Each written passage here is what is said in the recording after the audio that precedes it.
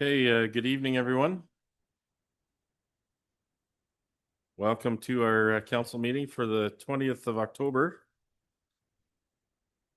We're getting an echo.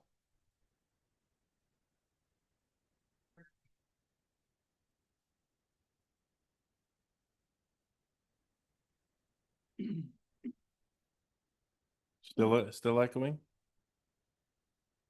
Okay. Well, I'll call our meeting to order and need to adopt the agenda.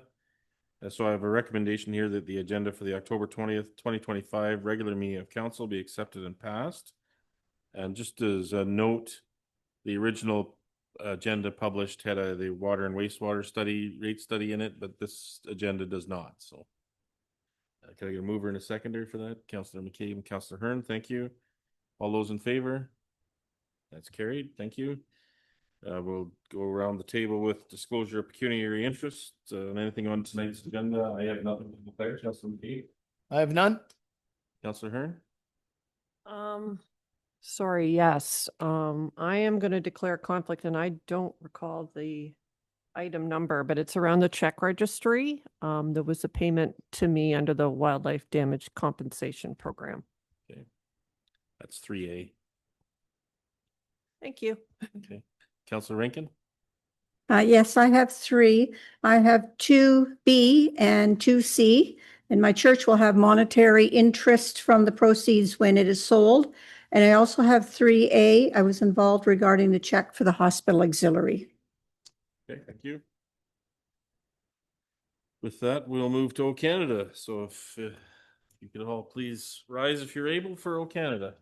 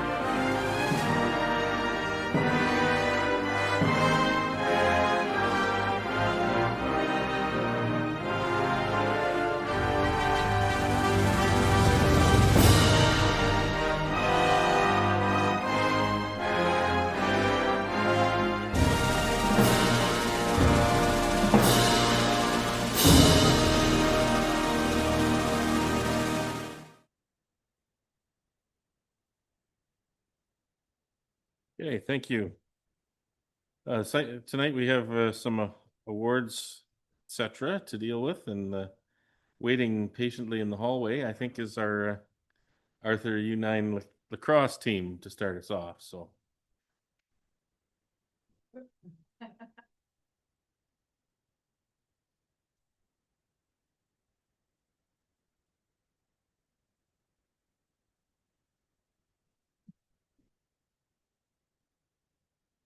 Come on in, we don't bite.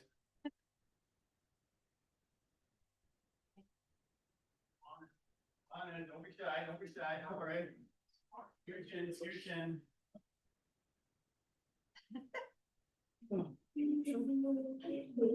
Lennox and Council. It's an honor here for me tonight to welcome the Arthur Aces U9 number 2 lacrosse team to our meeting to be recognized through the township's recognition of outstanding achievement in sports program. I'd now like to introduce head coach Doug Gibson to come and say a few words and explain their team's accomplishments this season. All right, folks. I'm the head coach of the U92 team. We won provincials in the end, but we did have a a tough time gaining traction through the regular season. We struggled to get some wins in the beginning, but towards the end of the season, we won our zone playoffs and then went on and won the provincial playoffs. And couldn't be more proud of how these guys have represented Arthur.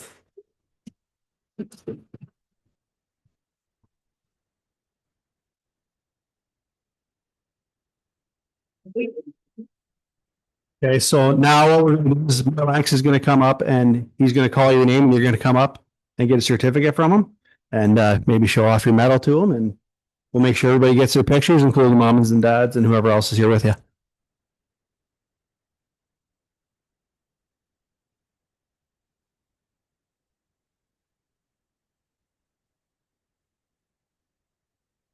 Congratulations to all you guys for your effort and representing our community province-wide. Delighted to be able to present this to you folks this evening. But we'll start with Tommy Boggs.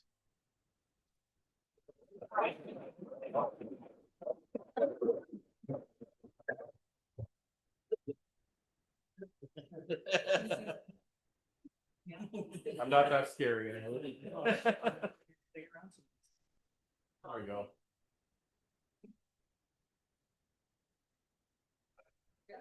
Okay. We can send these two. Next, we have Brindley Courts.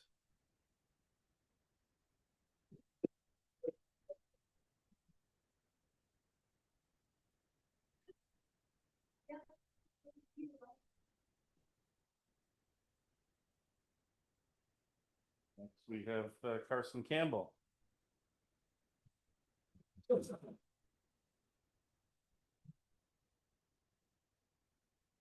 Look for the camera here.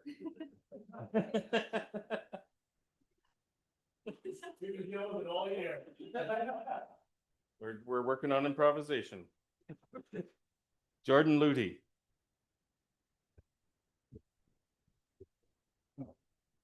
Yes, now for the camera.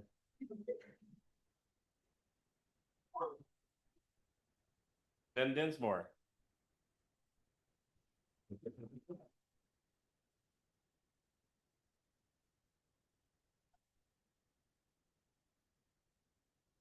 Pierce McCann.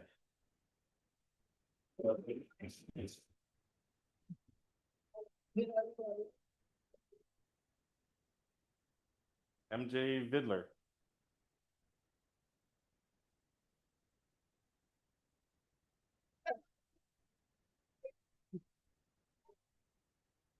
Josephine Meredith.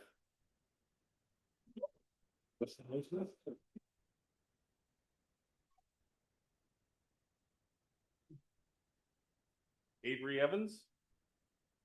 Important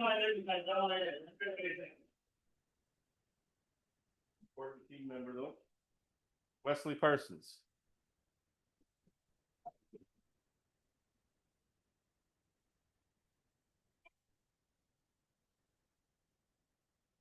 Weston Presswood.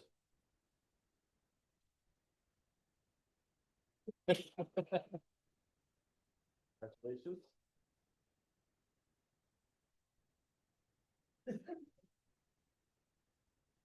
Conrad Wagner.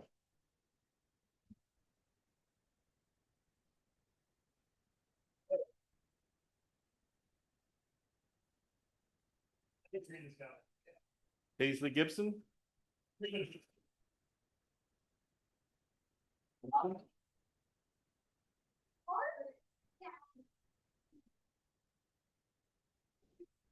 Alexander Densmore.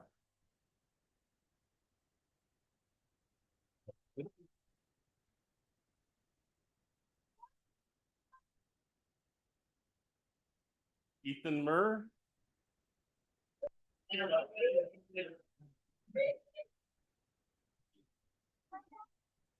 Colin Johnson. Sam Clark. Another one, so I forgot that.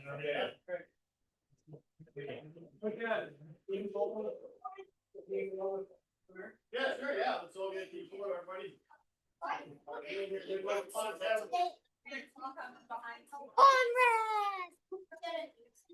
No, Steve! Steve, I have Steve with the creeper head now. You, tell us where to assemble.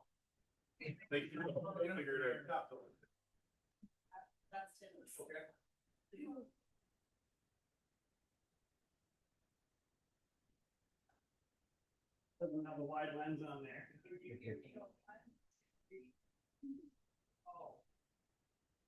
Right now, looking over here. Everybody look and smile.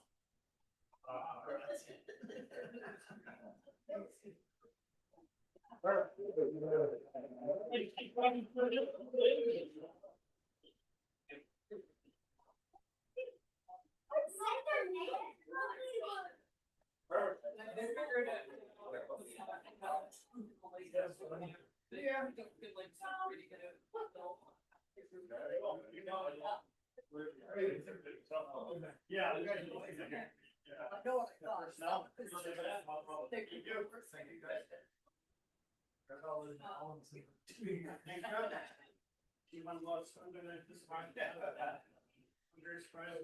Might as well just stay here, I think.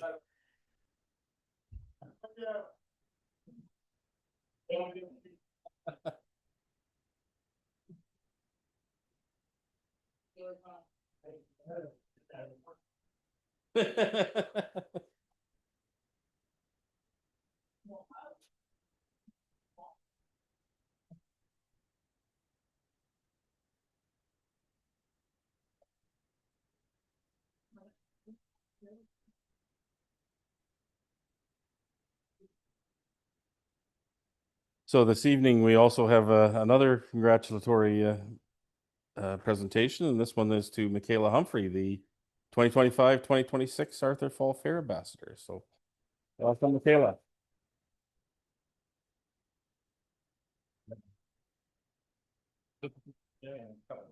Look down, kiddos.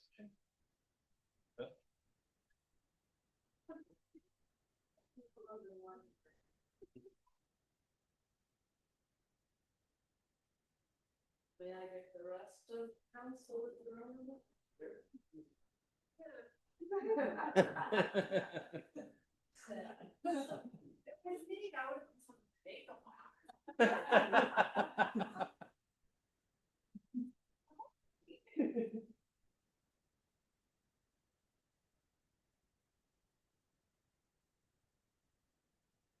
Congratulations, Michaela. I'm sure you will do our community proud as you represent us across the province.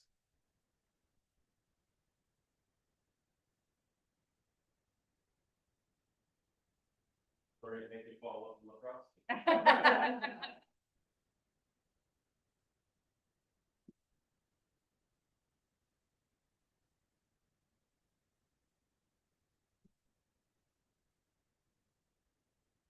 Okay. Moving on, our next item up is our county council update. Welcome, Campbell. Thank you very much. I don't know how you would feel after that, after those ones to have to get up here and talk about garbage, but that's a hard act to follow. In any case, we'll do our best. The one thing about garbage that really gets us all is that we're all affected by it and we all need waste disposal. And so it's not really surprising that garbage and speeding are the two main topics that I get calls on. And I have been hearing recently from residents who are wondering what's going to happen when producers take over recycling, and also the possibility of waste and organics, particularly waste, being converted from yellow bags to larger wheeled carts, as well as the organics. In any case, let me point out what I'm saying here tonight. It isn't a done deal. This is what happened in committee, the Waste Management Committee last week, and it won't be confirmed by County Council until next week. But in any case, this is what's on the table, and there are a lot of changes coming. So one of the kind of points that we're at right now is the fact that our waste contract runs out in 2027, and we need to issue a new tender for the new contract, which again will be approved one way or the other by county council in all likelihood. And we need to issue this tender now because it takes a couple of years for the winning bidder to get trucks or whatever other equipment they need online. So there's several sort of aspects to waste these days, because and it can be a little confusing. It used to be a lot simpler because it used to be that the county was responsible for recycling, it was responsible for waste, and it was responsible for organics. And that's not the case anymore. Recycling is now going to be the responsibility of producers, sort of. And that's where one of the confusions comes in, because the province in its well, I guess we could call it wisdom, possibly, some people might, has set up this producer pay system, but not included in it pickup of recyclables from businesses. And that's sort of where the rub is. The producers will only pick up residential. So it is a sort of producer pay system. And really, it begs the question of whether the province really did think this through very clearly before bringing it on. But in any case, producer pay was supposed to save Wellington County $1 million because we would not be responsible for recycling. Fact of the matter is, it's probably cost us that much in headaches already. And this sort of producer pay system really is a pain for downtown business people who they find it a lot harder to adapt to. They can't, say, hire one of those big bins. They don't have the room for it. So the county is providing and wants to continue to provide a pickup of business recycling in the downtown. It doesn't come cheap. It's $128,000 to do that in the 4 largest urban centers in the county. We're also working on, although it seems to be getting more difficult all the time, this was only to pick up in the downtown core of the recyclables. What we'd like to be able to do, because there's lots of little businesses on side streets and up and down different streets, and we'd like to be able to pick up those. But of course, that's another add-on to the contract. That's another factor that we're trying to deal with. So we will see wheeled carts starting with, we do have some in the downtown now, but we'll see more of them next year as producer pay takes over recycling across the county.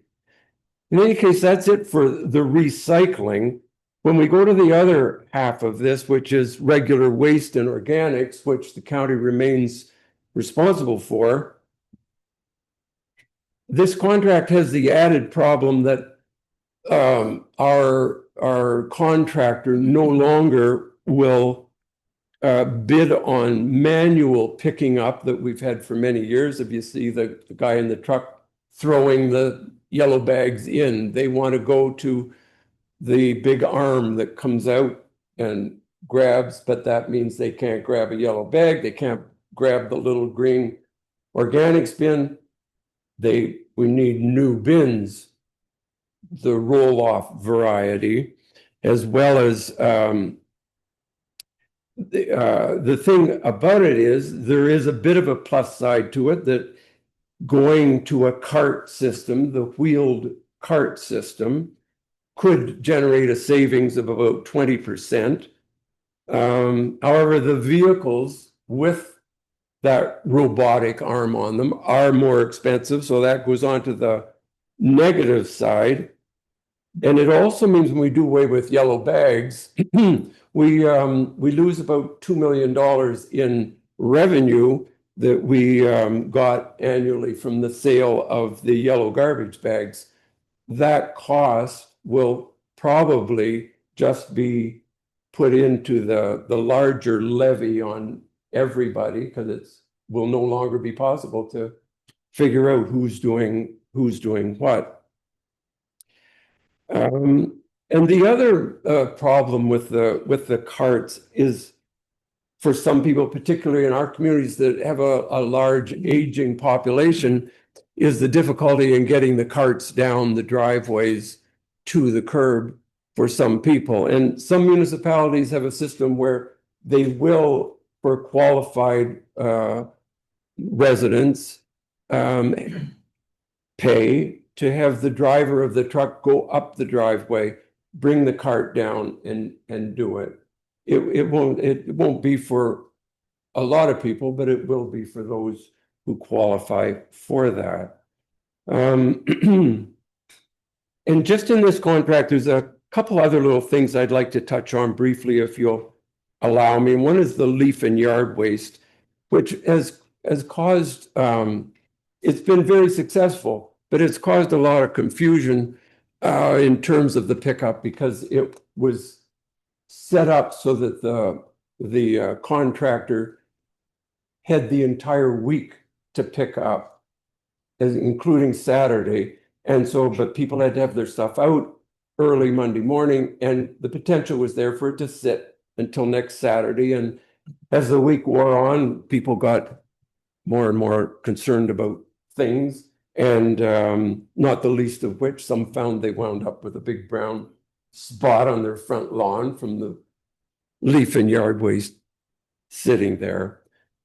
So that's something that we're going to be looking at as well. And finally, bulky items, mattresses, couches, that kind of big stuff that can be so difficult, once again, for someone who doesn't have the access to some kind of a vehicle that can do it. We know from past pricings in 2020, it would have cost us over $800,000 to put a bulky pickup out there. So we don't just rush into that one. And the fact of the matter is, we've only in the last year had 3 people. That doesn't mean there's not more out there that would like it, but in fact, 3 people call who were wanting that bulky service pickup. So I think what we're thinking along the lines of is the possibility of just helping people to contact a local trucker who on occasion would pick up those items. So I guess just to conclude, I'll just tell you that the annual operating cost as things stand now of our curbside collection system is about $3.5 million, which is not cheap. Anyway, thank you for your patience in listening to All About Garbage. I appreciate your attention. And I'm sure you've probably got 1,000 questions about garbage, don't you? It's so exciting. I saw Bill was on the edge of his chair. He just, yeah. The large bins, They're like the roll-off carts with the wheels. small. See the bubbles, so like the line, but we could handle like a.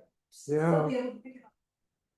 It would be nice, and I don't know specifically that there couldn't be a smaller one, but I know, for instance, the size of our green organic one, those have to go. The truck can't manage those.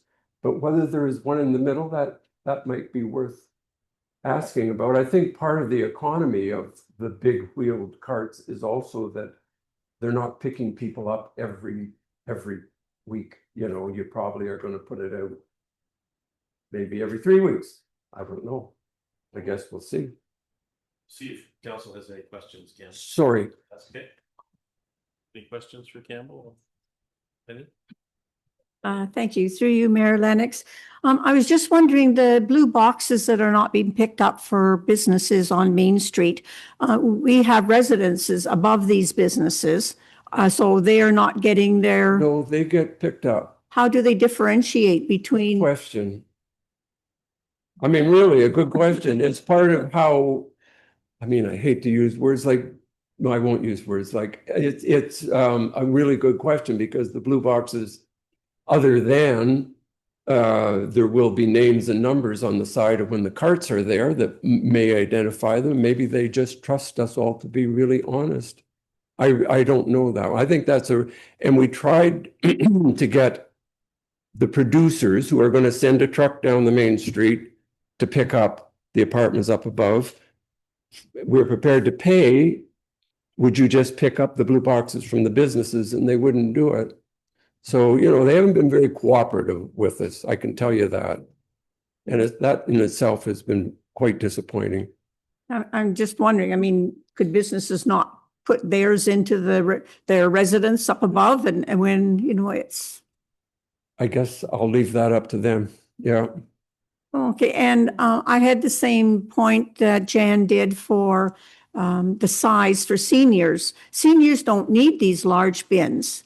And where are they going to put them during the week? If you go through other towns, you see 3 big bins outside their garage doors because they don't use their garage to put the car in, and because they have them right across the doorway. It looks awful, really messy. It doesn't do anything for the look of the province. I'm just wondering if the province has thought about something like that. You're asking me? I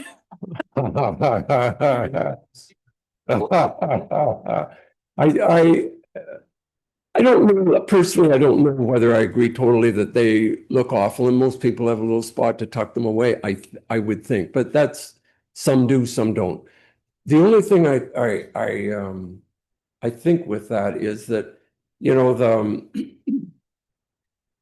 we don't have a choice on it. Like Waste Management has said to us, we will not bid on a contract where it's stipulated that you have to use the old system, which worked fine. They can't get staff, you know, to be fair to them. And that's why they've even had, you know, a fair bit of trouble in the last couple of years. Staff is really, really difficult to find. And I think the answer that we're seeing that's happening in many places, in many municipalities, including Southgate to our north, has been probably 15 years at it, is that the contractors are saying they just won't do it that way. The only way they'll do it is with that robotic arm. So it's not like we have a choice on it. Has no one or a lot of people, have they not pushed back on this to province, saying that Push back on having to have such large bins? For me, their plan, I can see their reasoning, Yeah. but I can't say that I like it. Well, I can't say I do either, but I mean, I think there's not a lot of companies that are capable of a contract the size of, say, Wellington County. And I guess we've got to say this is a local company that gives them some points in their favor. And they are just sort of flat out saying, we won't do this unless we can do it with roll-off cart, like with those ones. And they're, whether there's a potential, that's a good point. I don't recall a discussion about could there be something in between. I'm sure there'll be families that may well fill one of those up in a couple of weeks. But that's definitely something that'll be worth, I'll raise. Get more, Penny? I was just thinking, you said a couple of weeks. I just can't imagine the smell you're going to have with all this garbage sitting around in people's houses for a week or outside in the neighborhood. And sorry, I had just one other question. I was just wondering, a larger urban area, you may not know because you're with the county, but a larger urban area than we have even in our county, I just can't imagine all their blue boxes, having to sit around. And is the blue boxes that the producers are now paying for to pick up, is it going to our landfill site? Well, the recycling won't go into the landfill site. The recycling will be recycled. Right. I didn't know if they'd be taking it elsewhere or whether it would be going into our local one. Well, I mean, recycling hopefully isn't going into any landfill site. Hopefully it's being recycled. It has to go somewhere though to be recycled though. Oh, Yeah. yes. You're right. Yes. They're going to a larger recycling facility again. Used to be sorted in Mount Forest, no longer is being sorted in Mount Forest. It's going to a larger facility currently. But that will be entirely up to the producers to decide. That's okay. Thank you. And sorry, are you? Okay, I'll give you a break. Through you, Mayor Lennox. So what becomes of the small blue boxes that we have now? Are they recyclable? That you'll be able to put your old shoes in there. It's not the question. I have no idea. Will be of no use to us anymore. It's amazing to me. Can I? Yeah, go ahead. All right, I'm going to take this another direction. Then maybe we can get some answers from you. With the automated safety enforcement. Automated safe. Speed enforcement. Sorry. ASE. Yep. So there's an article in the Wellington Advertiser that since January 15th, there was 18.7 million in revenue taken in. And that was from September 30th to, I guess, until now. Sorry, January 15th up until now. So the county is getting 7.1 million of that. So my question is, where is the other 11.6 million going and how is that split up? Well, I don't think I can unfortunately discuss how it's split up, but I can tell you a part of it goes to the company that has provided us with the equipment, and part of it goes to the province in terms of the part of the program that they contribute. So no one knows the split. Well, and I think you're aware of this, that No, that's why I'm asking. well, no, you didn't let me finish my sentence. That a contract that stipulates that they certain parts of it have to remain quiet. That is, we have to uphold that whether we want to or not. Okay. But I'm sure you have contracts here that do the same thing. You can't. Well, every money you spend is public money, so. Not this, I don't have an agreement with Wellington County. No, but you have in-camera sessions where you have to deal with things that have to remain in camera. Well, this is one that we have to remain in camera about. And, you can't be surprised by that. I am. Any other questions for Cam?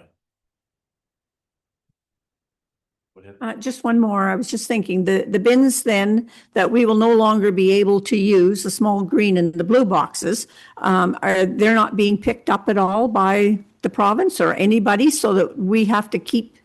No, I probably spoke too quickly on that. There's been no decision on that. We're really just heading into the fine print of what's going to happen with what. The only thing I can tell you is they made a number of tries on that small green organic bin that we've been using for whatever, a couple of years.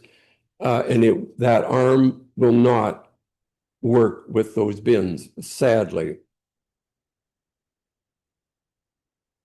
Just another follow-up question. In that case, would it not have been cheaper to use the trucks they have now, and if they could fit them with an arm that would fit the green bins? So we wouldn't have to change and go to the expense of getting the larger bin? Well, and it's a big expense to give everyone in the county a new organic bin and a new waste bin that the arm can pick up is going to cost us several $million. So an arm to fit the small green bin would not have been cheaper? I wouldn't know. I would suspect retrofitting an old truck with an arm would quite possibly be a expensive outing. I could maybe add a little bit to that too, in that companies that do this type of work for municipal garbage pickup tend to buy their equipment trucks based on the term of a contract. So when Wellington County renewed the contract the last time, Waste Management went out and bought a whole bunch of new trucks. And they planned that those trucks would last the term of this contract. So that if they didn't get the contract the next time, they're not stuck with a bunch of trucks that aren't going to be valuable to them. And so those trucks that they have today are probably reaching the end of their life because the contract is coming up to a termination soon. So to retrofit those existing trucks probably makes no sense whatsoever from a financial perspective. And then it will be a competitive process. I mean, Waste Management has been the county's contractor for as long as I can remember, but there will be a competitive process where other contractors will be invited to bid on this as well. And they're all saying the same thing, that they require the automation to be able to bid on these type of contracts. It's not, I mean, there's a bunch of health and safety issues for their staff. You know, they step out of the truck, they slip on the ice or the snow and fall and hurt themselves, or they, twist their body and they have back issues. There's a number of health and safety issues that are involved in it. And as Campbell alluded to, attracting workforce is a huge challenge to people who are willing to have the qualifications to drive the truck and are willing to do that work. So it's not that somebody is mandating that this is what's going to happen across the province from a regulatory perspective, but this is what the market is driving. It needs to be automated. Any other questions? Councillor Herner. Yes, this is quite a riveting discussion. I have a lot of comments, but I think we'll go with the question. And Councillor Rankin had mentioned about the green bins.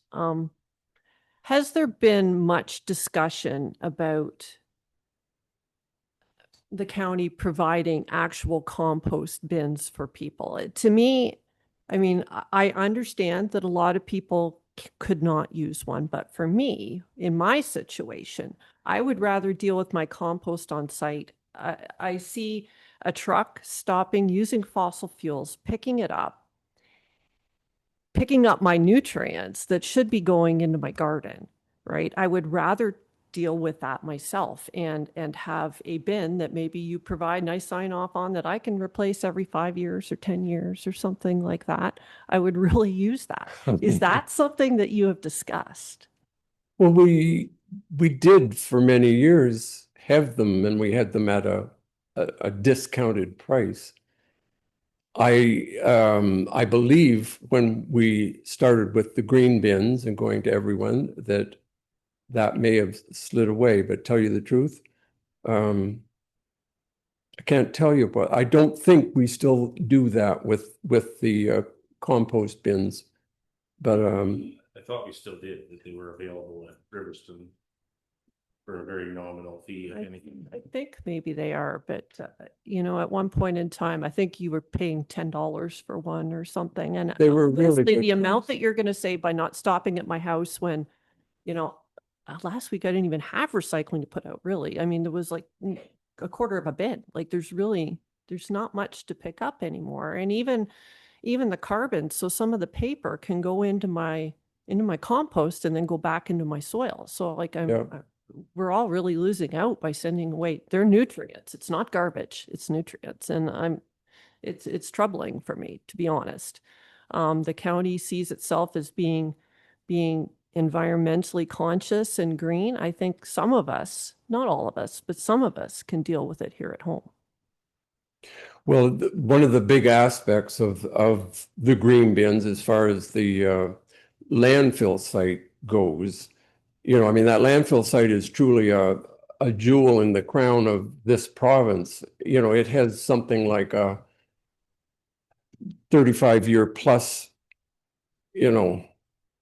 usability left in it, when the entire province is around maybe 8 years.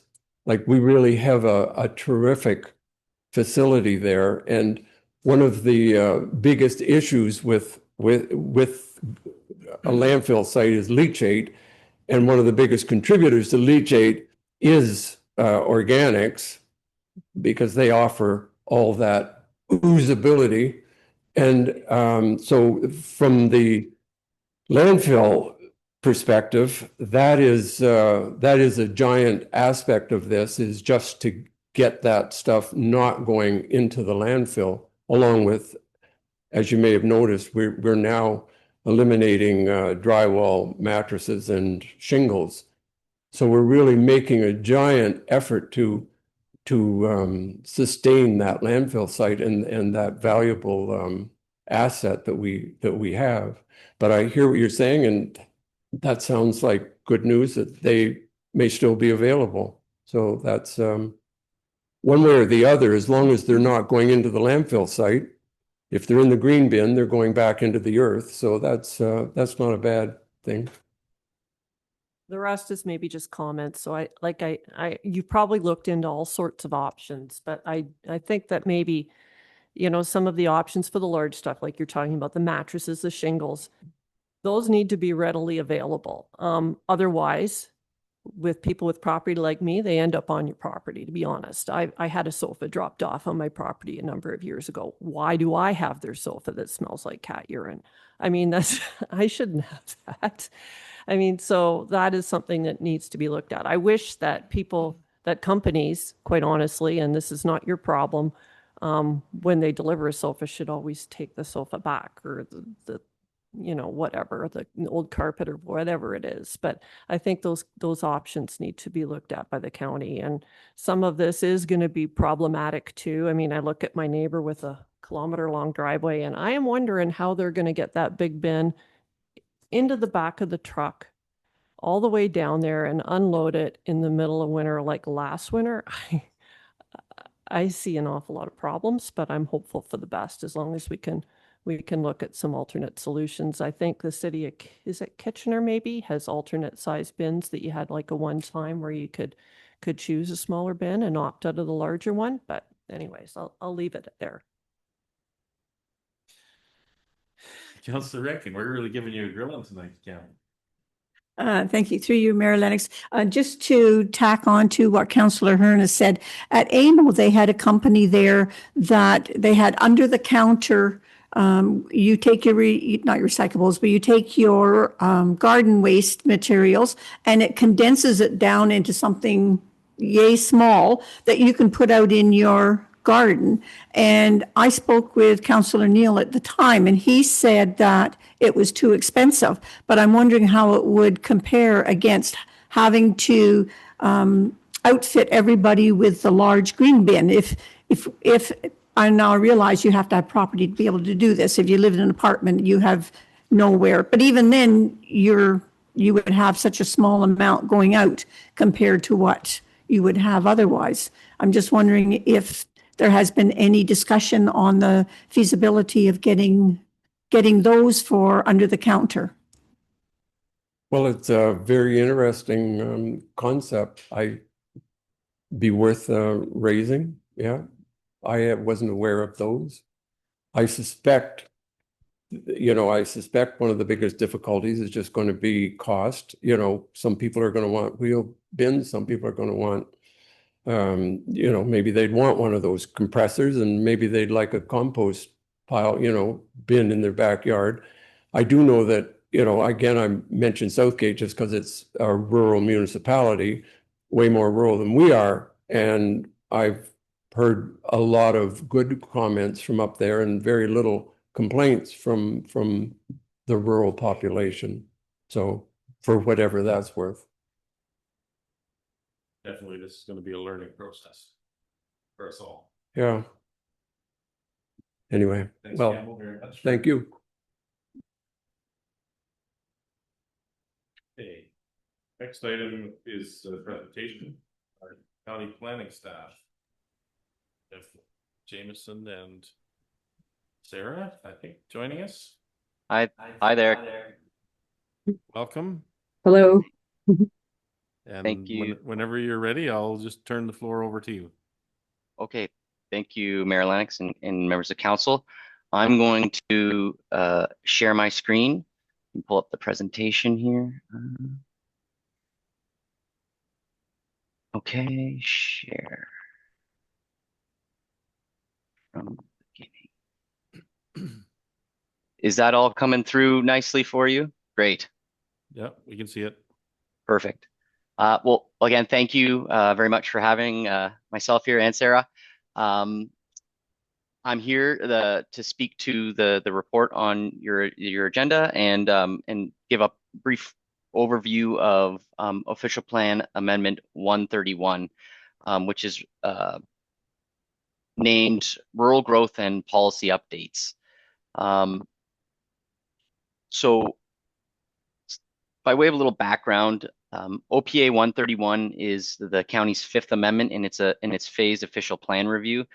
You're likely all aware that this has been a project that the county's been carrying out for several years now.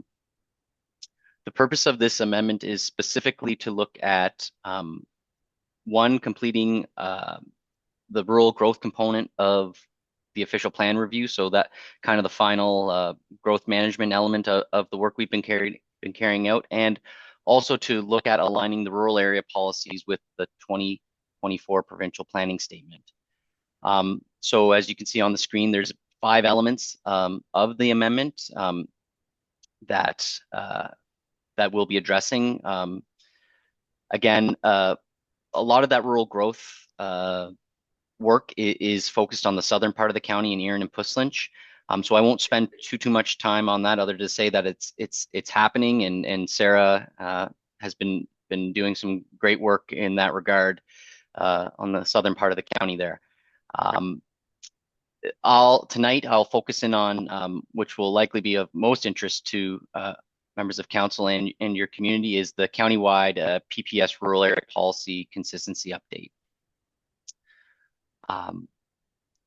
So I'll start with the fact that while the county's official plan, particularly related to the agricultural policy framework in the plan, it is somewhat dated, but it has remained relatively strong in the sense that it is still largely consistent with the provincial policy that exists today in the 2024 provincial planning statement. And that's despite successive changes that we're all familiar with that have been rolling out of the province these past few years. Now, saying that, they still would benefit from some updates, particularly if you're familiar with the permitted use guidelines. There's been some policy guidance coming out of the province, OMAFA, particularly related to the agricultural policies of the PPS. So this is an opportunity here now for us to bring the policies of the official plan into consistency with the provincial planning statement and inform the policy with some of that good guidance material. So I'll step into kind of the key changes that are going to be happening through 131. And I would say the first and most significant one will be aligning the permitted uses with the prime agricultural permitted uses in the PPS. And so that will consist of the on-farm diversified uses, agricultural related uses primarily.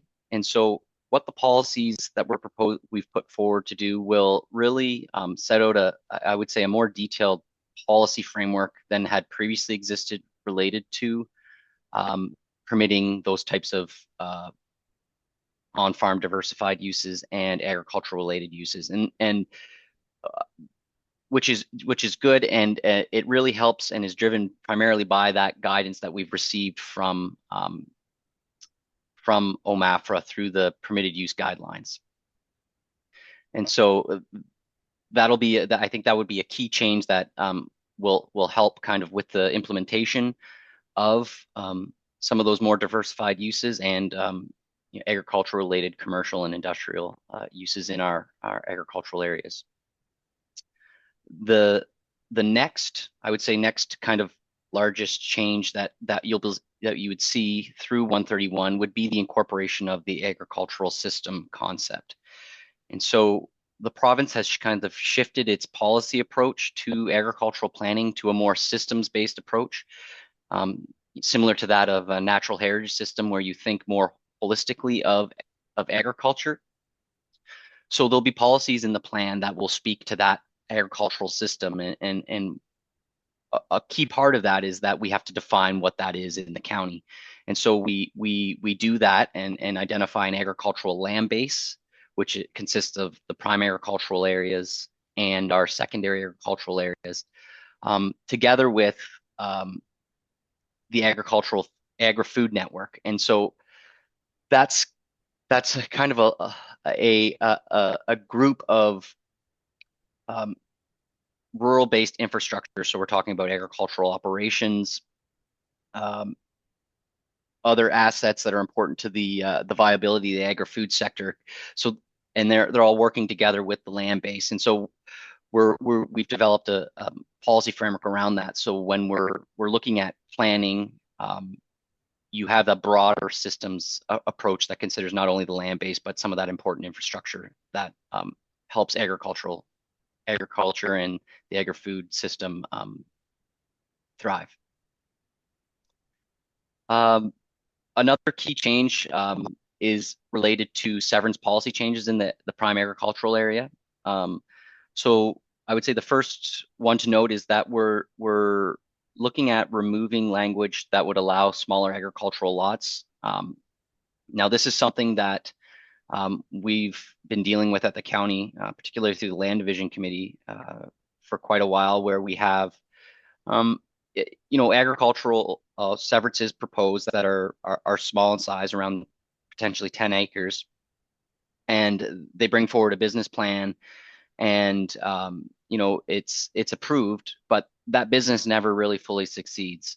And we now have a home that's been created there, and it's ultimately an oversized rural estate property. And so that's something that we're trying to avoid. We're not clamping down and saying there can't be consideration of smaller lots, but we're moving towards a framework that will place more value on maintaining that larger agricultural parcel, because that helps maintain flexibility in the future. And I think that's really what the policies of the provincial planning statement are striving to achieve. Another change from a severance perspective is we're looking to clarify the size of residences surplus to a farming operation.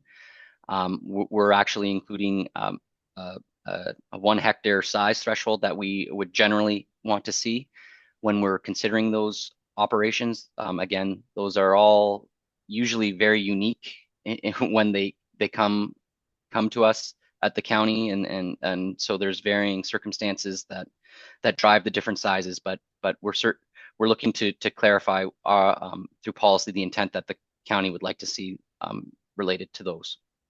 And lastly, on that one, there's some updates in the PPF related to severances related to infrastructure. Certainly the policy framework that we're putting forward is to consider an easement prior to any sort of lot creation as a sort of test or consideration. And lastly, there's a whole suite of definition changes that need to happen to bring the official plan into consistency with the PPS 2024, and those almost go through all agriculture related terms, agriculture itself, on-farm diversified uses, ag-related uses. So those definitions in the county official plan are proposed to be updated. I would also say that we're strengthening some of the agricultural impact requirements, particularly related to non-agricultural uses, and that ties back into planning for the agricultural system as well. Having those types of considerations at a systems-based level addressed through those agricultural impact assessments, which is, I think, a good thing. Sorry to hop back to the definitions, but we're proposing to add a term related to bona fide farmers into the plan, which we're hoping will help clarify with policy outcomes. We're looking to do this particularly in the surplus farm dwelling severance and our on-farm diversified use policies, where those policies are really intended for farmers to have that flexibility to do those types of things in the prime agricultural area. So we thought that was a helpful addition to the plan to help achieve desired outcomes by the province. And lastly, just I'll stop going on, but the one last thing that we're looking to do is clarify farm help accommodations in the plan. It's not something that in my time at the county that we've seen a lot of I would say interest in, but it is out there for sure. Certainly something that exists. But we're looking to clarify in the plan by first off changing the name to something more nondescript from accessory residence to farm help accommodations, or farm help residents, I should say, in the plan. And secondly, providing some more clarity around the placement of them, kind of avoiding agricultural cultivated lands, and ultimately clarifying that they can be temporary in nature and or more permanent forms of housing. So providing that additional clarity there related to those types of accommodations. So in terms of next steps, in your package, you've seen the formal agency circulation and the formal notice that went out. So we're looking for comments to be submitted by November 12th of this year. We're looking to plan the statutory open house and public meetings early in the new year.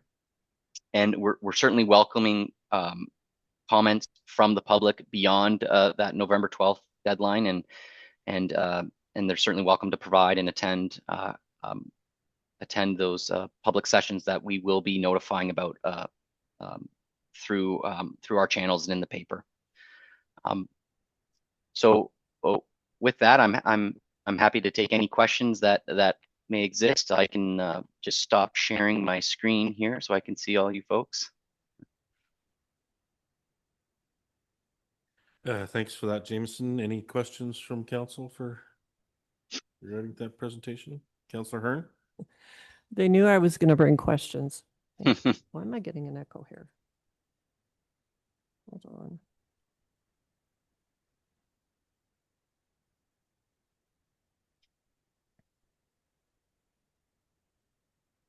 Still echoing? Okay. All right. Yeah, when I'm still getting an echo. You sound good on my end. Mine is off.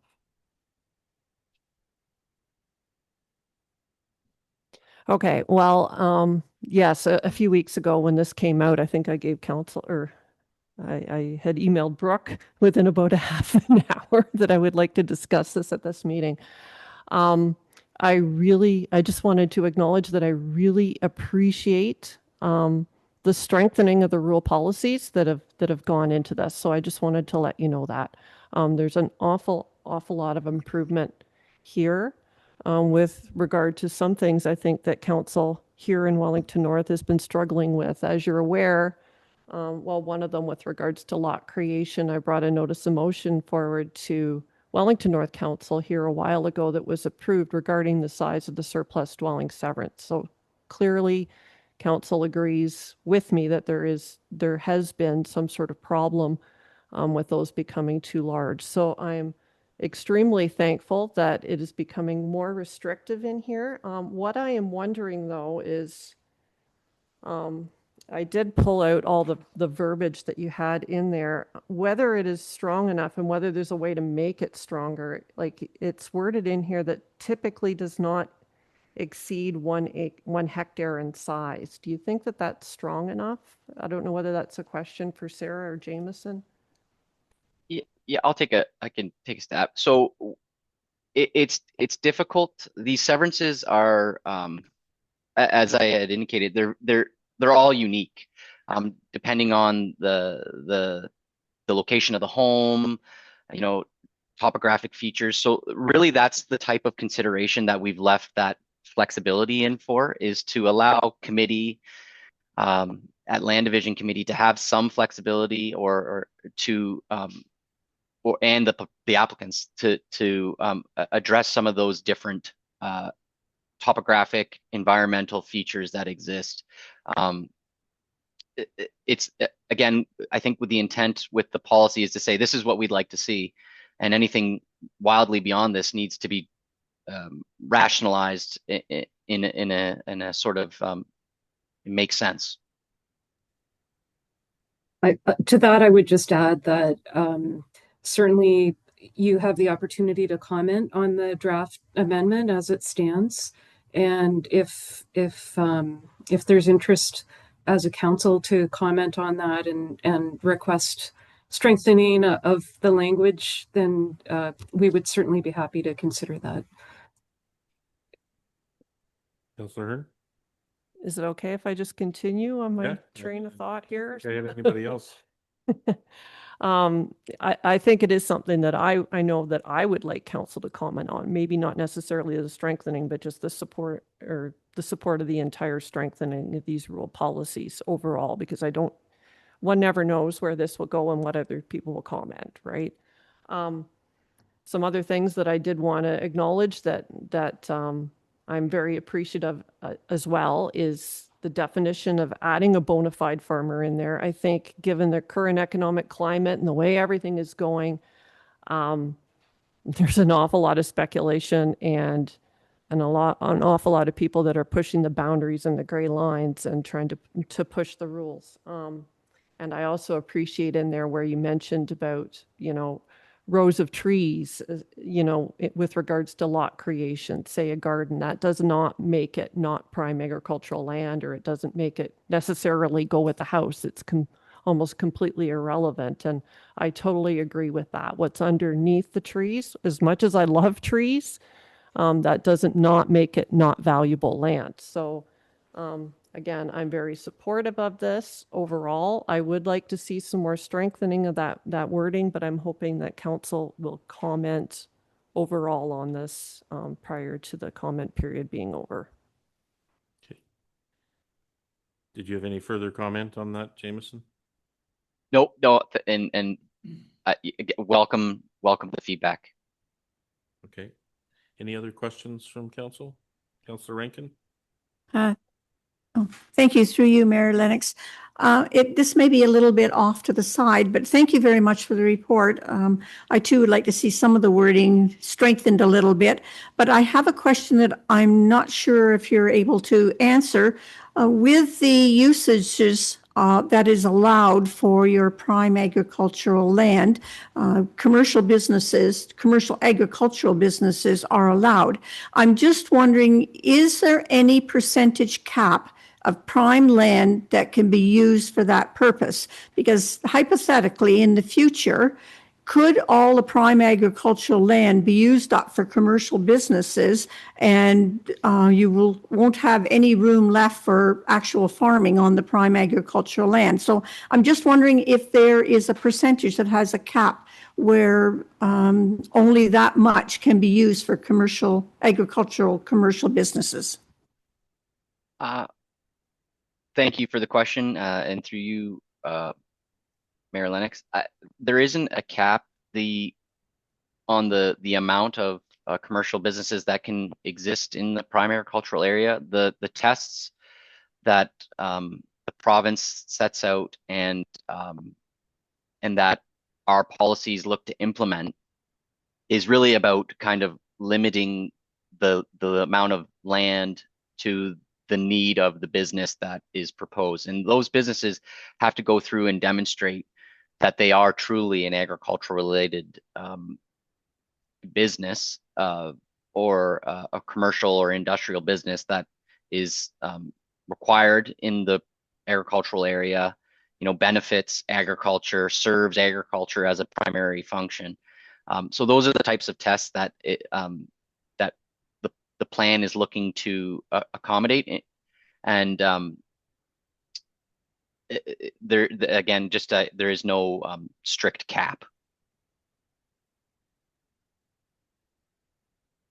Okay. Thanks very much. Jameson? Go ahead. Just to follow up with that, is there any possibility of having a cap? Because I'd hate to see all the prime agricultural land used up in agricultural commercial businesses and not being farmed. I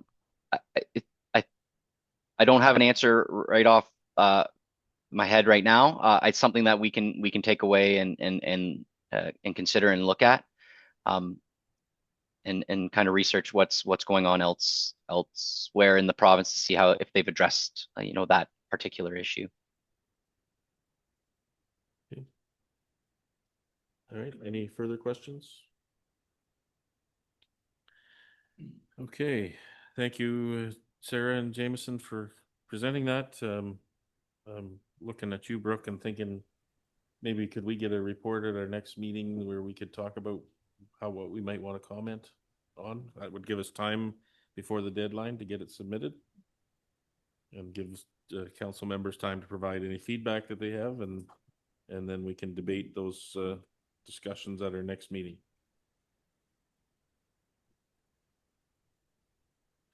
Okay, thanks very much. Thank you. Next, we have a committee of adjustment meeting we need to deal with, so we need to recess our council meeting to do that. And we have a recommendation that the Council of the Corporation of the Township of Wellington North recess the October 20th, 2025 regular meeting of council at 8:07 p.m. for the purpose of holding meetings under the Planning Act. Could I get a mover and a seconder for that, please? Councillor Rankin and Councillor Hearn, thank you. All those in favor? That's carried. So we'll flip to the Committee of Adjustment. And I'll call the Committee of Adjustment meeting to order and ask if there's any disclosure of pecuniary interest in regard to this application A14/25 for Arnold and Carissa Bowman. Councillor McCabe? I have none. I have none to declare. Councillor Hearn? No. Councillor Rankin? I have none. Okay, thank you. We will deal with the minutes of the previous Committee of Adjustment meeting, and we have a recommendation that the Committee of Adjustment meeting minutes of August 25th, 2025 for application A13/25 be adopted as presented.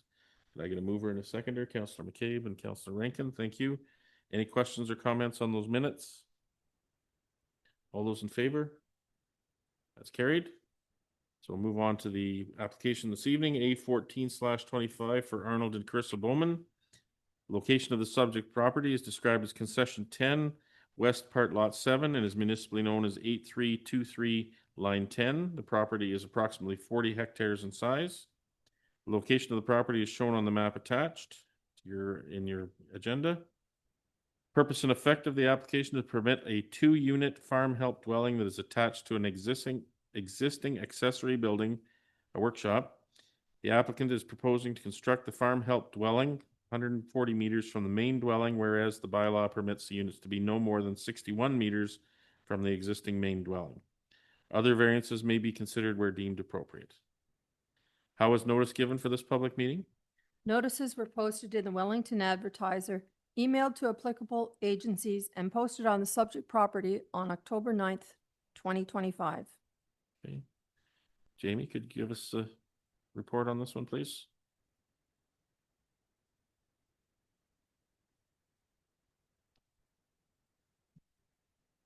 Good evening, Chair and members of committee. The property subject to this application is municipally known as 8323 line 10. As per the county official plan, the property is designated as prime agriculture, greenlands and core greenlands in the county official plan.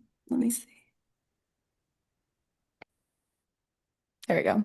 In the township zoning bylaw, the subject property is zoned agriculture and natural environment. The applicant is proposing to construct a 2-unit farm help dwelling unit that is attached to an existing accessory structure.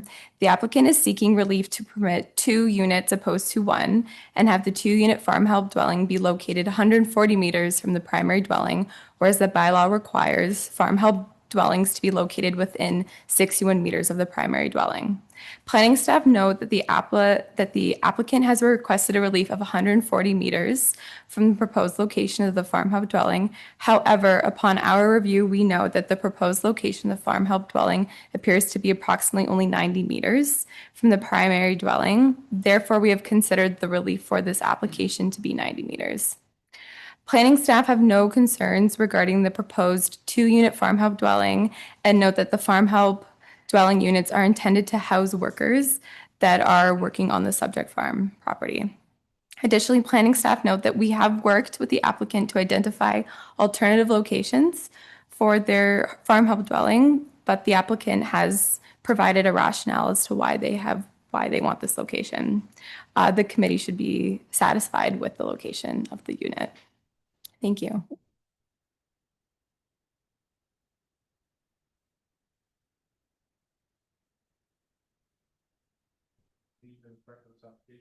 No further correspondence has been received. Okay, thank you. Anyone wishing to be notified of this decision must submit a written request to the Secretary Treasurer. And with that, I'll open the floor for any questions or comments from the applicant and or the public. Does the applicant wish to speak to the application? Yeah, if you'd come up to the podium here, please, and get a green light. Yep. Good evening, everyone. State your name for the record too, please. Yeah, we're Carissa and Arnold Bauman. We run a dairy farm and some cash crop. We have some workers on our farm that we'd like to house. Reason for asking for a dual dwelling unit is that I can give them a separate entrance instead of having multiple rooms in one, them sharing everything. Like to give them their own door basically and their own laundry. I've heard some pretty bad stories of foreign workers getting into some pretty bad situations with each other, like a lot of friction. Public health also advised us when we tried to put them in one of our rental houses, they said they're not compatible to live with Canadians. So then we were back to kind of square one. We're like, okay, well, we have to build something. What if we build like a raised bungalow? Yeah, with a separate entrance basically. So they have their own privacy. So that's kind of how we ended up here. And regarding the 140 meters, I have a suspicion maybe we added the 60 and the 90 or something together, and that's somehow, I just measured it again tonight. It's definitely around 90 to 100, depending where you drop the pin on the existing dwelling. So, yeah. Yeah, I think staff verified it says 90. Yeah. Anything further? I guess not really. Thank you. Does anybody else wish to speak to this application? Okay, I'll open it up for questions or comments from council or committee members in this situation. I have none. I don't really have any comments. I'm supportive of it. I think farm help housing is something that we honestly have a little bit of a deficiency of in the entire county, and that's being acknowledged in our new official plan revisions.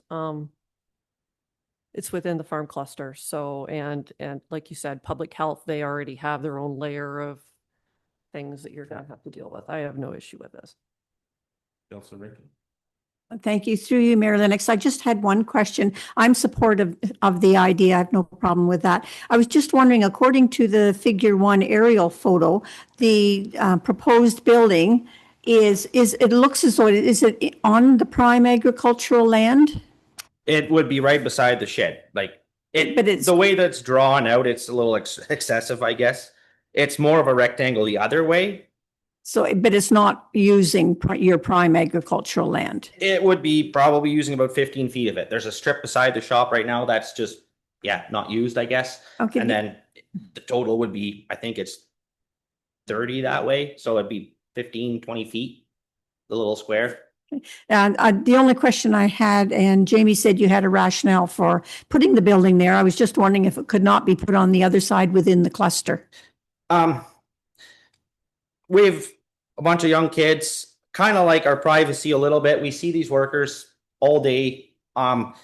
And for them as well, it'd be kind of nice if they have their own laneway, like they come around the back and they can go to their own private space and not have to, you know, interact with us 24/7 type of thing. So it's kind of like we don't see them, they don't see us. They're more out back to where the barns are. And yeah, that's privacy is definitely. There's a lot of traffic. Also, the actual front, the shop, like the workshop part of this building is at the front. And like if throughout harvest season, you come home, say the combine breaks at 9 o'clock at night, you're sitting here banging away in the shop. I don't want them to disturb, again, also them. So if we're putting it at the back where it's just a cold storage, just machinery shed, then there'll be a lot less, yeah, noise pollution type of thing. Okay, thank you. Thank you.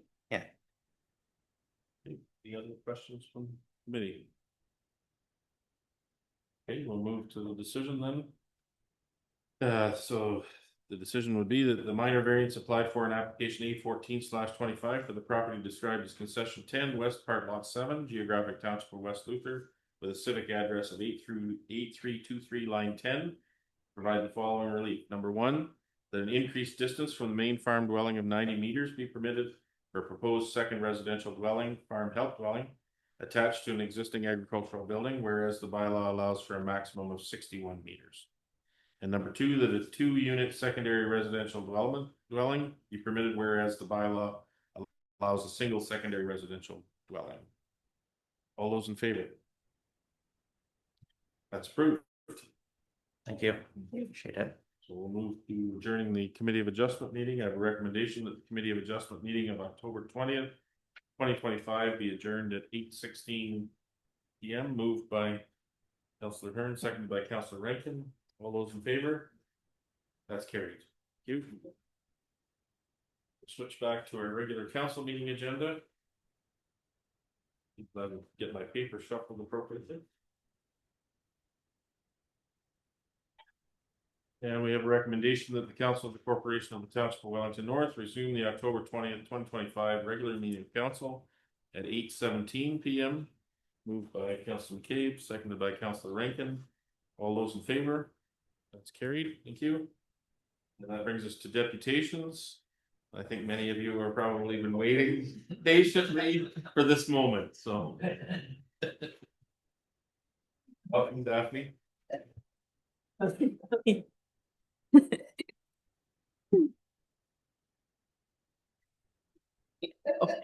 Mayor Lennox, Councillor Rankin, Councillor Hearn, Councillor McCabe, and everybody else. I think you all know I'm Daphne Rappard, and tonight I'm representing the Mount Forest Community Garden. And I'm part of the leadership team and have been since the inception of the garden. I'm also chair of the Down to Earth Committee, which manages the actual hands-on stuff in the garden. And so today I will talk about relocation of the Mount Forest Community Garden. The Mount Forest Community Garden was started as an initiative of the Mount Forest Family Health Team to address issues of food insecurity and creating community connections for mental health. In 2022, Elsa Mann of the Mount Forest Family Health Team presented the idea of a community garden to the Township of Wellington North, which supported the concept.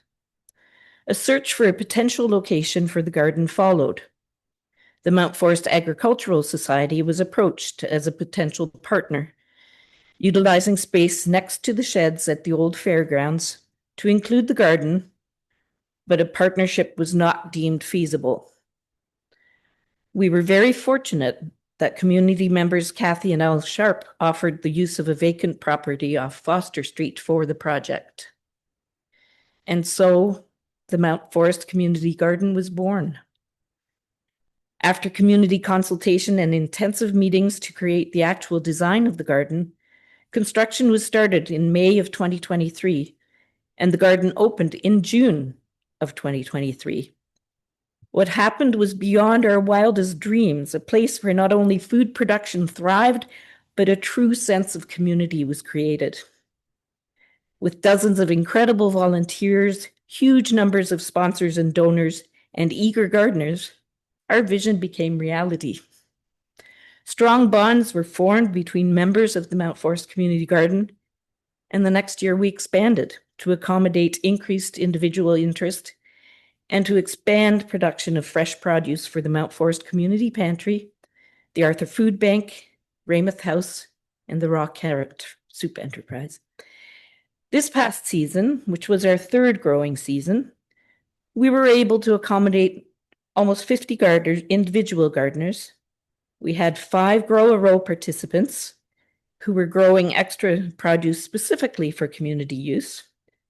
We have a grab and go section for public use, as well as a sharing shelf where anyone could leave or take extra produce. Our time at our current space provided us with lots of challenges and lessons. We created French drains to address flooding, made hugelkultur beds to improve drainage, used cattle panels to increase vertical growing space, and discovered that while squash and pumpkins will happily climb up those said panels, zucchini will still just spread out every way but up. Our mandate has been to grow organically, and we were certainly introduced to all manner of weeds, pests, and blight, but by trial and error, learned how to manage them or give in. With lots of flourishing perennials, we created an incredible habitat for pollinators, especially monarchs, and birds. We've been so fortunate to have 2 pavilions, a greenhouse, and a garden shed donated to the Mount Forest Community Garden. These have enriched our ability to host events, increase programming, nurture seedlings on site, and have tools readily available and accessible. In less than 3 years, the Mount Forest Community Garden has been a showcase for what can be done when a community rallies around a cause. Last year, we were the recipient of the Ontario Horticultural Association's Provincial Community Improvement Award. The Sharps generously provided the space for a 3-year lease, with the possibility of renewal after that. Due to unexpected changes to the Foster Street property, the Sharps are not able to renew the lease. And to this end, we need to relocate. Fortunately, we will be able to maintain our orchard trees and perennials at this location until a permanent site is found. And so, as well as giving us permission to store our inventory behind the old arena, we request that Council consider granting the Mount Forest Community Garden a temporary home at the area of the old fairgrounds bordered by the 2 existing sheds, while we await the outcome of the Recreation Master Plan consultations in 2026. We know the community garden would be a huge asset to the township's offering to residents, and we do feel this location is ideal as it is located closer to many of the gardeners we currently serve and anticipate new interest from residents in the surrounding area. This location is well equipped with access to water, rainwater capture from the sheds and municipal access, and hydro to recharge our battery-operated tools. Although we realize that our large structures, the pavilions and the shed, will have to be in storage until a permanent solution is confirmed, we would request that our greenhouse be allowed to be placed on site in the spring to physically accommodate our gardeners to access garden tools, etc. We would hope that we would be able to provide all our current gardeners with a plot for the 2026 growing season, utilizing our raised beds. And I think in your package you have images to illustrate the impact of the garden to date and a mock-up of what the interim garden design could incorporate for 2026. And I welcome questions from Council. Okay, thanks, Daphne. I know that we have a report from staff. I understand you've been working with staff on this already. Yes. So thank you for that. And we will be dealing with that report just immediately following the discussion. Any questions from council for Daphne at this point? Councilor Rankin? I don't have a question, but I do have a comment. I think you've done an amazing job for the town, and I just wish you all the best in the future too.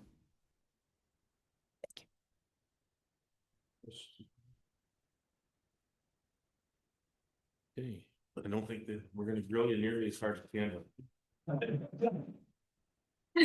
It's my waste is organic. Yeah,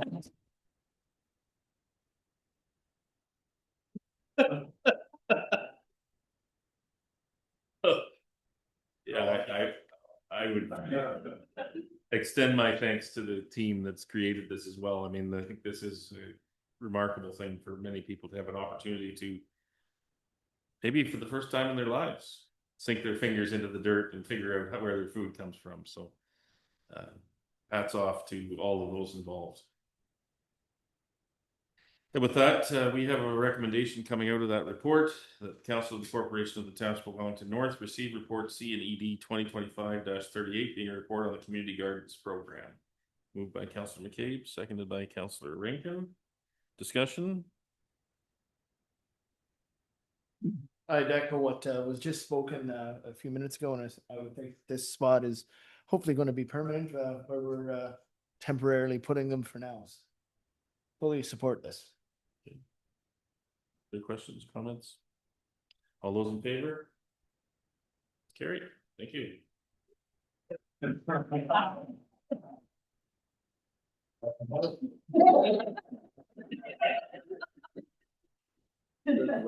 Great. Don't mind if we leave. Thank you.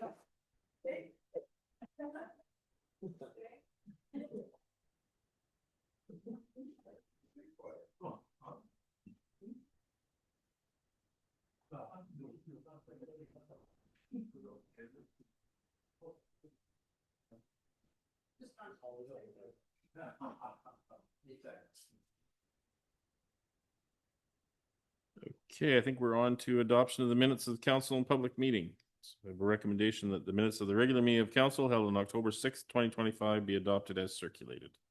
Did I get a mover in a second? Councillor McCabe and Councillor Hearn, thank you. Questions or comments on those minutes? All those in favor? That's carried. Thank you. I don't think we have any business arising from previous meetings tonight.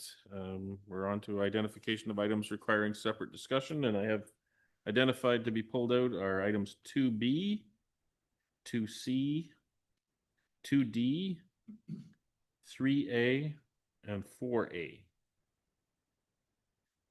So we'll deal with all of the others then with the following recommendation that all items listed under items for consideration on the October 20th, 2025 council agenda, with the exception of those items identified for separate discussion, be approved and the recommendations therein be adopted. Can I get a mover and a seconder for that? Councillor Hearn and Councillor McCabe, thank you. All those in favor? That's carried, thank you. So we'll move on to 2B. This is the first report with regard to the former St. Andrew's Church. Just a minute, let me get to the right spot here. This is one of these. Oh no, it's not that bad. I have a recommendation that the Council of the Corporation of the Township of Wellington North receive report DEV 2025-16 consent application B52-25 St. Andrew's Presbyterian Church of Canada, and the council support the consent application B52-25 as presented with the following conditions. One, that the owner satisfy all the requirements of the local municipality, financial and otherwise, including but not limited to taxes paid in full, a fee of $250 for the township clearance letter of conditions, or whatever fee is applicable at the time of clearance under the municipal fees and charges bylaw, which the Township of Wellington North may deem to be necessary at the time of issuance of the certificate of consent for the proper and orderly development of the lands. And further, that council authorizes the development clerk to file with the Secretary Treasurer of the Planning and Land Division Committee at the County of Wellington a letter of clearance of these conditions on completion of same. Moved by Councillor McCabe, seconded by Councillor Hearn. Any discussion on that one? All those in favor? It's carried. We'll move on to 2C. It's a longer recommendation, so I trust you have it in front of you. With regard to the other application for the same property. So can I get a mover? Councillor Hearn, seconded by Councillor McCabe. Any questions or comments on that one? All those in favor? That's carried. Thank you. And then we'll switch to 2D. This is consent application B57-25. The recommendation here is that the Council of the Corporation of the Township of Wellington North receive report DEV 2025-18 consent application B57-25. Yvonne Bayless Mulder, lot line adjustment, and the council support consent application B57-25, provided the lot area is reduced to 0.4 to 0.8 hectares or 1 to 2 acres, to reflect a typical rural residential lot with the following conditions. One, that the owner satisfy all the requirements of the local municipality, financial and otherwise. Included but not limited to taxes paid in full, a fee of $250 for township clearance letter of conditions, or whatever fee is applicable at the time of clearance under the municipal fees and charges bylaw, which the Township of Wellington North may deem to be necessary at the time of issuance of the certificate of consent for the proper and orderly development of the subject lands, and that the owner enter into an agreement apportioning any future maintenance costs on any municipal drain impacted by the application, and the owner shall provide a $500 deposit to cover the cost of the reapportionment as it is determined there are municipal drains impacted by the application, and a $250 fee for the drainage superintendent's review of the application to determine the status of any drain. And further, the council authorizes the development clerk to file with the Secretary Treasurer of Planning and Land Division Committee at the County of Wellington a letter of clearance of these conditions on completion of same. Could I get a mover and a seconder? Councillor Rankin and Councillor Hearn, thank you. Questions, comments? Councillor McCabe? Through you, Mayor. So this is just basically a lot line adjustment, adding the two properties together and then retaining the residential property or the buildings and barns and sheds, and not severing these buildings from the ag parcel. Is that correct, or is that what I'm? I think Jamie's going to try to explain. Oh, sorry. Through you, Chair, that is correct. They're merging two parcels, two agricultural parcels, to ultimately create a bigger agricultural lot. And then the retained, which is just, it's not creating a new lot, it's just reconfiguring the lots that are already there. And the rural residential parcel will become a smaller rural residential, the retained, yes. Great, thank you. No problem. Other questions, comments? Councillor Rankin? Thank you. Through you, Mayor Lennox. I would just like to agree with the comment in the report that planning staff is recommending reducing the lot area to reflect a typical rural, pardon me, a rural residential lot. So I'm in favor of having less than 6 acres for a residential area. Okay, any other questions or comments? Just only the comment that I support the staff's recommendation to keep it under a hectare. Yes, I think we can probably make that a trifecta of support for that. Any other questions or comments? All those in favor? That's carried. Thank you. We'll move on to 3A now. This is the check register report. Have a recommendation. No, 2E's been withdrawn. Oh, sorry. We've already dealt with it. 3A, this recommendation here is that the Council of the Corporation of the Township of Wellington North receive the vendor check register report dated October 13th, 2025. I'm down to just 2 of us, right? So you're going to move it and I'm going to second it, Steve? Yes. So moved by Councillor McCabe, seconded by Mayor Lennox. Any questions or comments? I've got lots. No, I have none. Thank you. Okay, all those in favor? That's carried. Thank you. And we'll move on to 4A. And this is the housing update report. We have a recommendation that the Council of the Corporation of the Township of Wellington North receive report CAO 2025-10 housing update, and that Council requests the County of Wellington allocate $1 million in funding available for attainable housing towards the capital funding required for infrastructure directly supporting growth specifically the second phase of the Arthur wastewater treatment plant. Could I get a mover and a seconder for that, please? Moved by Councillor McCabe, seconded by Councillor Rankin. I'll open the floor for questions or comments. Councillor McCabe.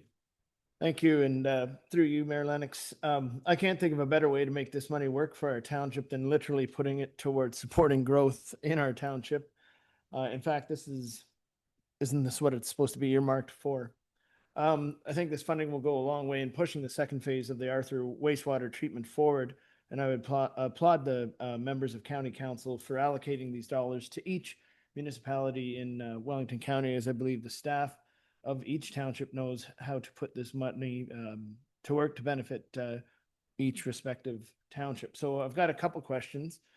So say we approve this tonight. What and when is our next step? Through you, Mayor Lennox, to Councillor McCabe. So I believe the next step would be some communication to the county with this request. And obviously the county has outlined specific criteria related to this funding, but I think it would be up to us then to sort of make the proposal to them to consider this and have the further discussions, and then wait to hear from the county in terms of what their response is to this initial request. Did you further? Yeah, so I was going to say, so County Council does have to approve this recommendation? That's correct. Not that I couldn't see the County Council not approving this.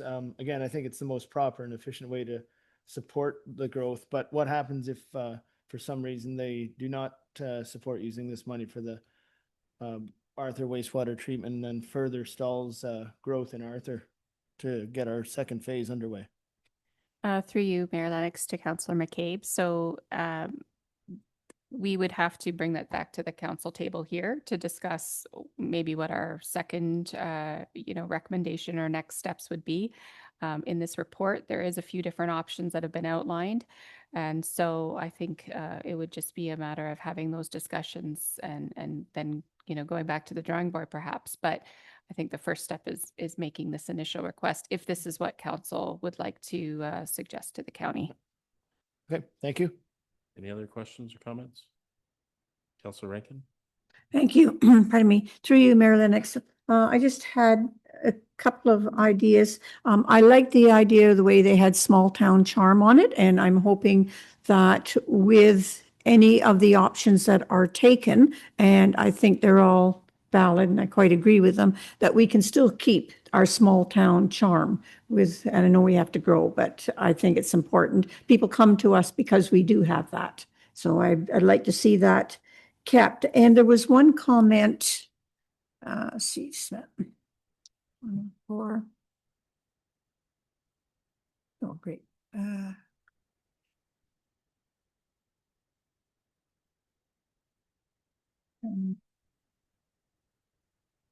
I was wondering, it was talking about the home opportunities, and it said the model enables a unit to be affordable until sold, where at such time a replacement unit is funded by home opportunities elsewhere in the community, and the proceeds are shared upon the sale. I'm just wondering, would that encourage people to buy and then turn around and sell to gather some of the proceeds? So I can probably answer that one in that I sat through the presentation with this, and really it's a system that builds on it's like a chain. So the initial set of units would be constructed and sold at an affordable price. Right. With the remainder of the investment being held by the Home Opportunities Group or whoever's leading that at that point. The idea being that then if someone needed to sell, circumstances change, people need to sell, but it's really intended not to be a speculative thing, that then the person who bought it would be eligible to get the majority of the proceeds of what they bought it for back, and any capital gain on it would go back to the Home Opportunities Group. And in order to maintain the long-term affordability of that unit, a new unit would be constructed under the same circumstance. Okay, so the original owner then would not be gaining Correct. By selling. Okay, that's what I was worried about. But, yes. but the proceeds of that first sale fund the next Another construction. one. So It depends on continuously building more units Right. to maintain the long-term affordability. Okay. That's good. Thank you. Any other questions, comments? Councillor Hearn? With regards to the report, I fully support this. I'm glad that we're addressing home affordability, but kind of my questions maybe for you, Mayor Lennox, or Yeah. maybe we can throw Campbell under the fire again. I don't know, but the down payment program that the county has and has had for quite a period of time is always out of money, fully subscribed. Like, where is it sitting with that? Which can be a huge help, especially here in the northern part of the county where they have some pretty strict guidelines. My understanding of that program is that it's funded through CMHA. And so then it's based entirely on external funding.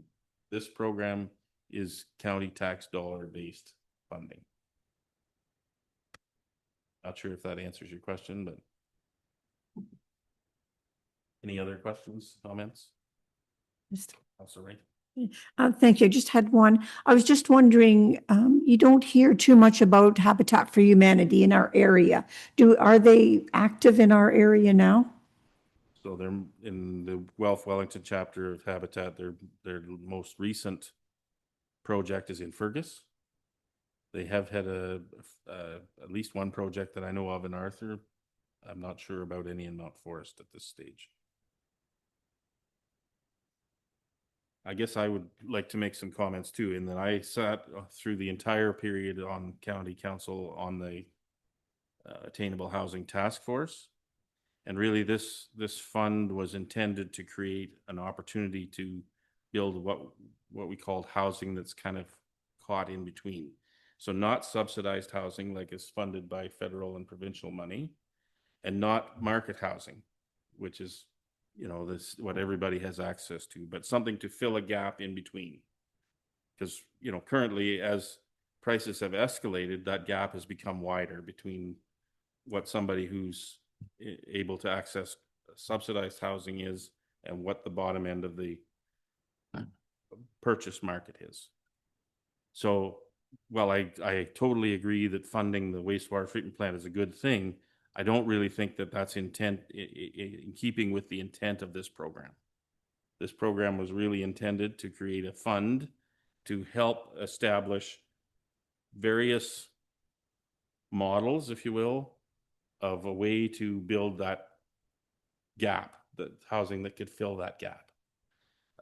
We can make this request of county council. I don't think it will be successful, but I think that certainly it recognizes the need in our community, but I don't think that the sewage treatment plant, while it will allow greater development, that it's not targeted to that specific segment. It will be fully accessible to all forms of development, whether it be in that attainable housing or that gap type housing that this fund was created to try to address. Councillor Rankin.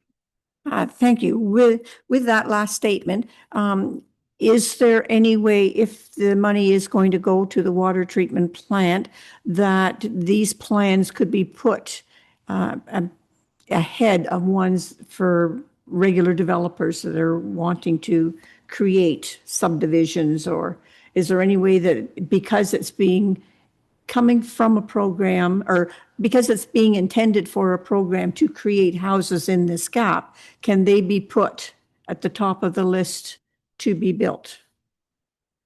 Want to tackle that one, Brooke? Through you, Mayor Lennox, to Councillor Rankin. So I think that's an interesting idea because sewage allocation is a very valuable commodity.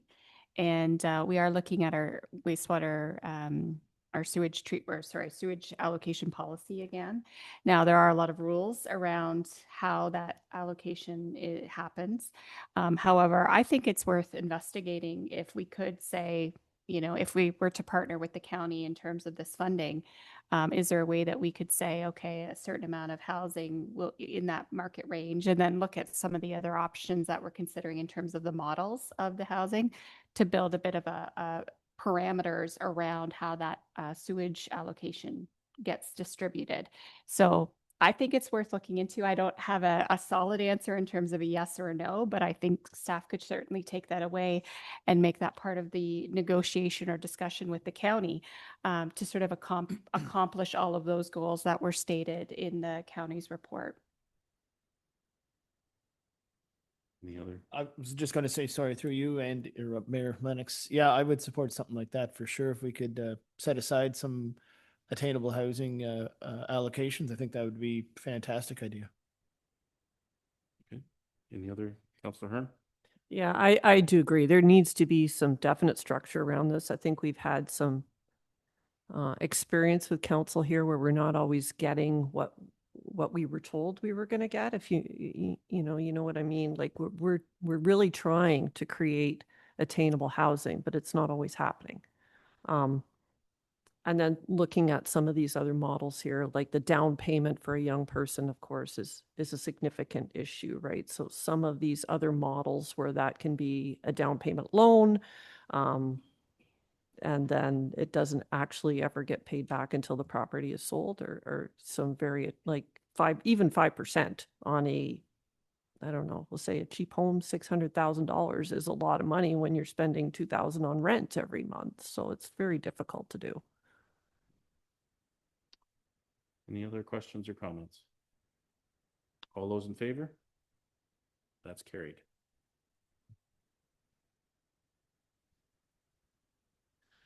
Okay, I think we're on to notice of motion. Any notice of motion this evening? Councillor McCabe? I have one, Mayor Lennox, and it reads as such, that staff be directed to investigate the feasibility of painting 2 crosswalks, one in Arthur and one in Mount Forest, in honor of those who have served in our Canadian Armed Forces. I know we won't be able to probably get anything done this year, but I would like to get a report together for our next meeting. Next meeting, we won't be discussing this till then. Yeah, that's fine. Yeah. Yep. So the report's not going to come that fast, I guess is what I'm trying to Yes. say. Sorry. Trying to temper expectations. Yes, sorry. here. Yeah, exactly. Yep. We got to do it the right way. Okay. Any other notice of motion this evening? Okay, we'll move on to community group meeting program report. And before I open that up, I would first like to highlight one of the nominees for Citizen of the Year in Mount Forest this weekend was our own Councillor Penny Rankin. Congratulations, Penny.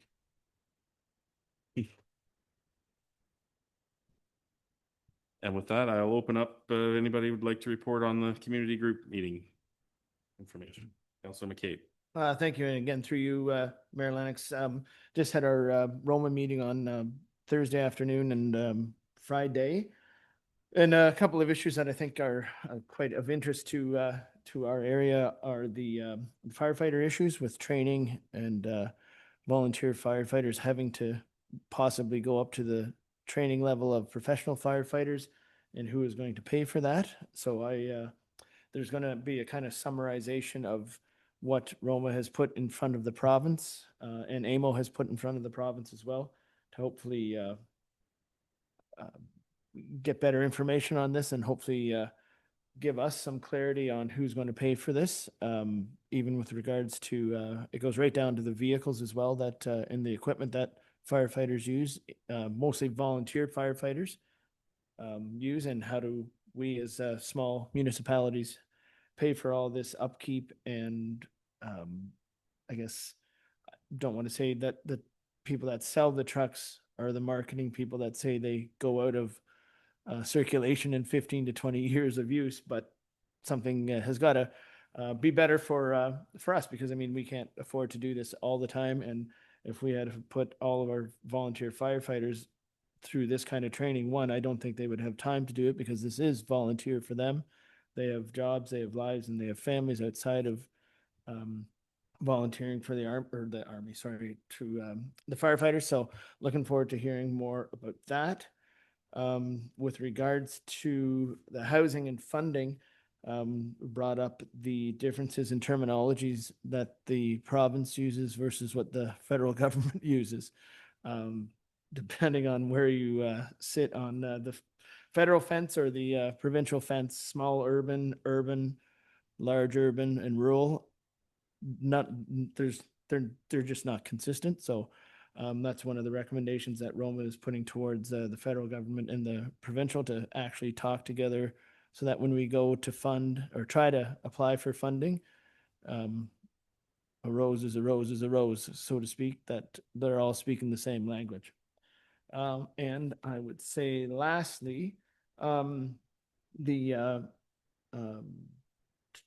where do I have it here? Delegations for Roma. So for all municipalities, including ourselves, that portal just opened this afternoon. So if there's any delegations that we want to do or have with any ministries and senior officials with the province, we should probably have a discussion about that and put our application forward for that. And Roma will take place on January 18th to the 20th. And again, it's at the Sheridan in Toronto, where it has been for a number of years. And the zone presentations that we've had in the past are switching gears. So zone 1 and 2 will be going together. So that's myself and Jamie McGrail from zone 1. And they will all start at 11:30, and there will be lunch served. So hopefully we can get some good attendance on that as well. So with that, that's all I have for Roma. And then on the way down to Roma, sat in virtually with the SVCA, and it was mostly just permits that have gone through the watershed in the last little while. So that's all about that. And then our next meeting will probably be I think it's the 13th of November, and we'll be touching on the budget as well with the Saugeen Valley Conservation Authority, and then that'll come towards all the municipalities that are members of the Saugeen Valley watershed. Okay, Thank you. Anything anyone else would like to report on? Councillor Rankin? Thank you, Mayor Lennox. The Cultural Roundtable, we had a very good discussion on the preservation of historic buildings, and we're going to be dividing into 2 groups and come back to the next meeting with some more information. So hopefully we'll be proceeding with that. Councillor Hearn, do you have anything to report on? I would just add, so within the last week, both the Arthur Chamber of Commerce and the Mount Forest Chamber of Commerce have had their Mount Forest calls them the Excellence Awards, and Arthur, I can't remember, but the AGM. Yeah, their AGM and awards honoring our local members of the community, and it's really wonderful to hear about all the things that people contribute to their community and to get recognized for. I was really struck by the number of nominees for the Mount Forest Awards. Over 100 nominees for their Excellence Awards for 4 awards. It took a little bit of time for them to get through reading all the background on all the nominees, but each of them by themselves is a wonderful story of community involvement. Congratulations to both the Mount Forest and Arthur Chambers of Commerce for highlighting the people in our communities. Also at the Arthur Chamber of Commerce event, I had an opportunity to give a little presentation, update on our community, and planning also to attend the Arthur Optimist Club later this week to do a similar presentation. So we're starting to get to more of these locations and share some of the story about what's been happening at the township and what's happening in our community in terms of community growth and how we're preparing for it. So Sorry, Andy, when did you say that was? the one in Arthur? Yeah. Wednesday night. Okay. So again, congratulations to all the nominees and award winners at the various awards events. I don't think I have anything else. Does anybody have anything else they'd like to report on? Okay, we'll move on then to bylaws. We have 2 bylaws this evening, and the recommendation is that bylaw number 65-2025 and 66-2025 be read and passed. Moved by Councillor Rankin, seconded by Councillor Hearn. Any discussion on those? All those.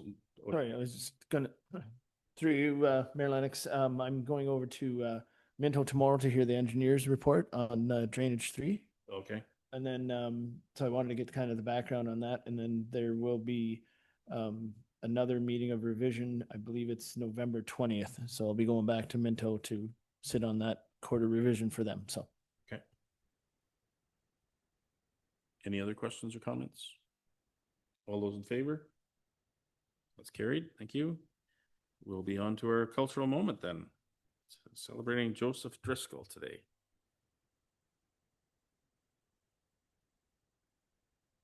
The Wellington North Cultural Roundtable presents A Cultural Moment, Joseph Driscoll. For a small village, Arthur has produced its fair share of notable people who have spent their early years in the village and moved to larger centers to share their skills with the world. One such resident is Daniel Joseph Driscoll. Born on June 11, 1876, Daniel Joseph Driscoll was the fourth of 9 children raised by Daniel Driscoll and Bridget Roach. He received his early education in Arthur and began his career as clerk of the Division Court, later serving as Arthur's town clerk and agent for the Dominion Express Company. Driscoll's move west in March 1906 marked the beginning of a long and active life in Edmonton. On August 11, 1908, in Edmonton, Driscoll married Emma Johnson. Together they raised 8 children, building a family alongside his growing public career. He was appointed clerk of the district court, and in 1912 he won a seat on Edmonton City Council. In 1918, he was elected to the Edmonton Separate School Board, serving a 2-year term as chairman. His civic involvement extended beyond politics. Driscoll served on the Edmonton Exhibition Association Board, was appointed Dominion Census Administrator for Edmonton West in 1941, and held the role of president of the Edmonton Liberal Association. Driscoll also left a lasting mark on Edmonton's sports scene. He founded the Joe Driscoll Sporting Goods Company and was active in amateur hockey, serving as president of the Alberta branch of the Canadian Amateur Hockey Association. He also led the Edmonton Eskimos football team as president, notably during their first Grey Cup appearance in 1921. Daniel Joseph Driscoll passed away on January 2, 1942, in Edmonton at the age of 65. Though his life was relatively brief, his legacy in civic leadership, sports, and family life continues to resonate. His story is a testament to how far one can go, starting from the humble village of Arthur. Interesting story that I've never heard before. On to our confirming bylaw recommendation that the bylaw number 67-2025 being a bylaw to confirm the proceedings of the Council of the Corporation of the Township of Wellington North at its regular meeting held on October 20th, 2025 be read and passed. Could I get a mover and a seconder, please? Councillor Rankin and Councillor Hearn, thank you. All those in favor? That's carried. And before we go to adjournment, I'll just draw your attention to the meetings notices. So Mount Forest Chamber of Commerce is meeting Tuesday the 21st at 5 p.m. The annual general meeting for Mount Forest Chamber of Commerce is October the 28th at the Tipsy Fox from noon to 2 p.m. Next regular meeting of council is November 3rd at 2 p.m. Remembrance Day is the 11th, of course, and the office will be closed and services will be happening in both Arthur and Mount Forest. I will be attending in Mount Forest this year, and I think Councillor McKay will be representing council in Arthur this year. The Mount Forest BIA meeting will meet the 11th as well, and the Arthur Chamber of Commerce will meet Wednesday, November 12th. The next cultural roundtable meets November the 13th, and then our council meeting after that would be the 17th. Wrong? Is there an error here? Oh, no, just my only comment is the Arthur Chamber of Commerce will not be meeting at the community center. I believe we're going to be meeting at the new building. Goes in at the center? I believe so. Okay. So I'll just put that in brackets. We'll see. Okay. All right, so we'll move on to adjournment. We have a recommendation that the regular council meeting of October 20th, 2025 be adjourned at 8:58 p.m. Moved by Councillor McCabe, seconded by Councillor Rankin. All those in favor? That's carried. Thank you, everyone. Hope you have a great rest of your evening.